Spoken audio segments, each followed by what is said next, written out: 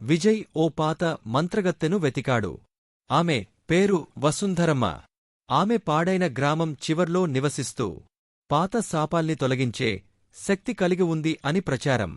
వసుంధరమ్మ విజయ్ను అడిగింది, ఈ శాపం చాలా ప్రమాదకరం. నువ్వు సిద్ధమా? నీ ప్రాణం ప్రమాదంలో పడుతుంది. విజయ్ నిశ్చయంగాయించాడు. ఆమె అతనికి ఒక తులసి కవచం, గోమయ దీపం ఇచ్చింది. అలాగే ఒక శక్తిమంతమైన మంత్రాన్ని నేర్పించింది. ఓ మహామాయ! భూతములు సంహరించు, అశుద్ధత తొలగించు. అదే రాత్రి విజయ్ మళ్ళీ ఆ మార్గంలో అడుగుపెట్టాడు. చుట్టూ గాఢమైన చీకటి, శబ్దాలు. పల్లకి ఇప్పుడు పెద్ద భయానకరమైన రూపంతో ఎదురుగా వచ్చింది. శశి భూతం కూడా పక్కన నిలబడి ఉంది. పల్లకి లోపల నుండి ఒక ఘోరమైన స్వరం, ఇక్కడ నుండి తిరిగి వెళ్ళు, లేదంటే నీవు కూడా మమ్మల్ని చేరతావు. విజయ్ ధైర్యంగా గుండె గట్టుకుని మంత్రం ఉచ్చరించసాగాడు. దీపం కాంతి వెలిగిపొచ్చింది. కవచం విజయ్ చుట్టూ ప్రకాశించసాగింది. పల్లకి కొట్టుమిట్టాడింది. శశి ఆత్మ మెల్లిగా అరుస్తూ వెలుపలికి వచ్చి తీరిపోయింది. కొనసాగుతూ మంత్రం పలుకుతుండగా ఆ పాత పల్లకి మంటలలో కరిగిపోయింది. భయంకరమైన శాపం ముగసిపోయింది. విజయ్ మళ్ళీ ఆ మార్గంగుండా నడిచినా ఇక ఎలాంటి పల్లకీ కనిపించలేదు. శశి ఆత్మకూడా శాంతి పొందింది. ఆ గ్రామం ప్రజలు విజయ్ను ఒక రక్షకుడిగా గౌరవించారు. కాని ఒక చిన్న గమ్మత్తైన విషయం మిగిలిపోయింది. విజయ్ అప్పుడప్పుడు తన కలలో పల్లకికి గట్టి గడియారం మోగుతున్న శబ్దం వింటాడు. ఒకరోజు రాత్రి విజయ్ తన ఇంటి ముందు గుమ్మానికి చిన్నపాటి కాగితం కనిపిస్తుంది. ఆ కాగితంపైన ఒక పాత ముద్రతో పూర్వపు శాపానికి మిగిలిన చివరి శకలం. విజయ్ ఆశ్చర్యపోయాడు. ఏమిటిది అని తెరిచి చూడగా అందులో ఒక పాత పురాతన మణి ఉంది. రక్తపు రంగులో మెరుస్తున్నది. మణిని చేతిలో పట్టుకున్న క్షణంలోనే చుట్టూగాలులు గర్జించసాగాయి. మబ్బులు కమ్మేయసాగాయి. దూరంగా నుంచి ఒక వినిపించే స్వరం, పల్లకి వినాశనం మా కూతురికి బంధితం. ఇప్పుడు నువ్వు ఆ బంధాన్ని మళ్లీ మేల్కొల్పావు. ఆ శబ్దం విన్న వెంటనే విజయ్ గుండె దడదడలాడసాగింది. ఆ పాత శపథం పూర్తిగా అంతరించలేదు. అది ఒక్క పల్లకీ రూపంలో కాదు, ఇంకా లోతైన చీకటి లోపల నిద్రపోతూ ఉంది అని అనుకున్నాడు. విజయ్ మళ్లీ వసుంధరమ్మ, మంత్రగత్తె దగ్గరకు వెళ్లాడు. ఆమె మణిని చూసిన వెంటనే కపాలం పట్టుకుంది. ఇది సాధారణ మణి కాదు విజయ్, ఇది ఒక శపించిన ఆత్మ బంధించిన మణి అంది. ఆ మణి లోపల పల్లకి భూతానికి కూతురు, ఒక చిన్నారి ఆత్మ బంధించబడినది. ఆత్మ పేరు అమృత. ఈ మణిని ధ్వంసం చేయాలంటే 3 పరీక్షలు దాటాలి. మాయ అరణ్యం, భ్రమలకు తలొగ్గకుండా ముందుకు సాగాలి. మూలస్తంభం, ఆత్మశక్తిని ఎదుర్కొని సత్యాన్ని బయటపెట్టాలి. శిథిల గుడి యజ్ఞం, చివరగా ఆ మణిని పవిత్రంగా అర్పించాలి.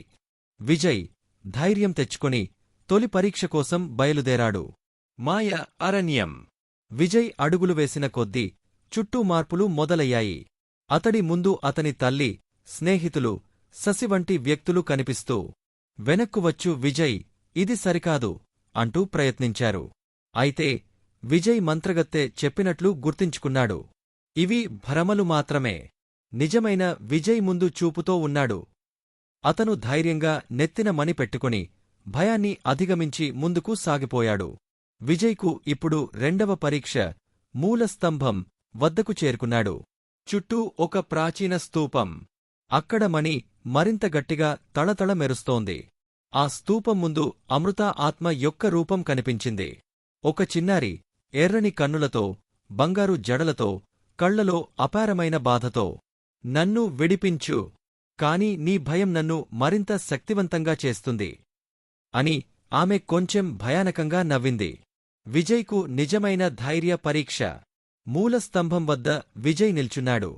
చుట్టూ నిశ్శబ్దం. గాలికూడా ఆగిపోయినట్టు అనిపించింది. అమృత ఆత్మ ముందుకు వచ్చింది.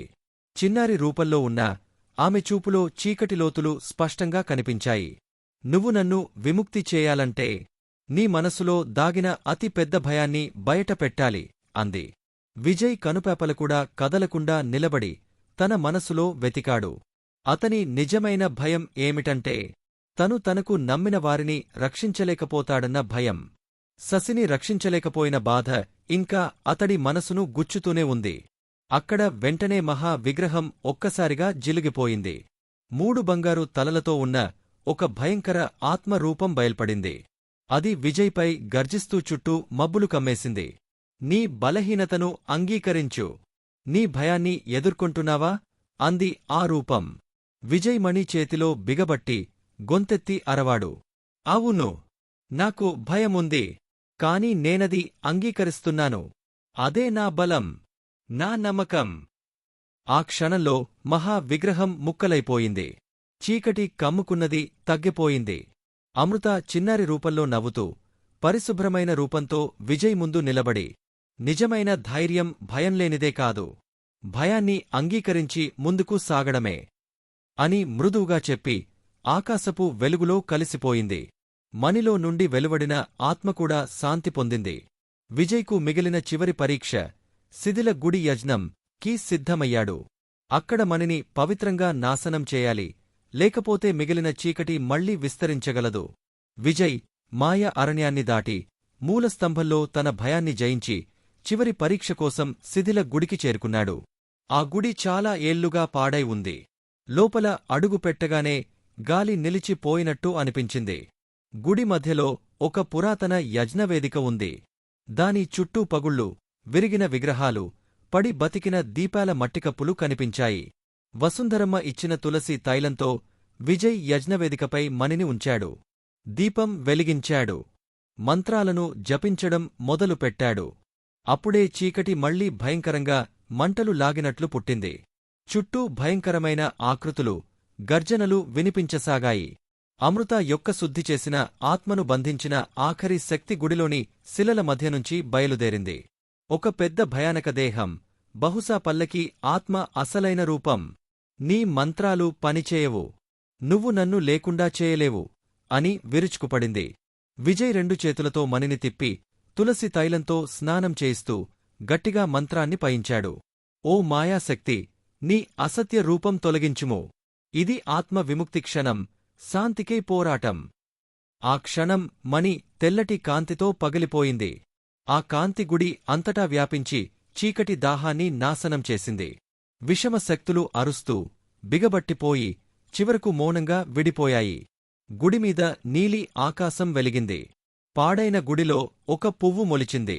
అమృత ఆత్మ ఇప్పుడు స్వేచ్ఛతో మెరిసిపోతూ విజయ్ ముందు ధన్యవాదంగా నవ్వింది. ఇంకా ఎవరూ బాధపడరు. ధన్యవాదాలు విజయ్ అని గగనంలో కలిసిపోయింది. విజయ్ మళ్లీ గ్రామానికి తిరిగి వచ్చాడు. కాని ఇప్పుడు కేవలం ఓ యువకుడు కాదు, ఒక ధైర్యవంతుడు, ఒక రక్షకుడు, ఒక కథానాయకుడు. ఎప్పుడైనా అడవిలో వెళ్లేవారు ఒక పాడిన గుడిని చూస్తారు. అక్కడ ఒక తులసి మొక్క కాంతివంతంగా మెరిసిపోతూ ఉంటుంది. అది విజయ్ పోరాటానికి గుర్తు. చీకటి ఎప్పుడూ ఉండకపోయినా ధైర్యం ఎప్పటికీ వెలుగుతుంటుంది.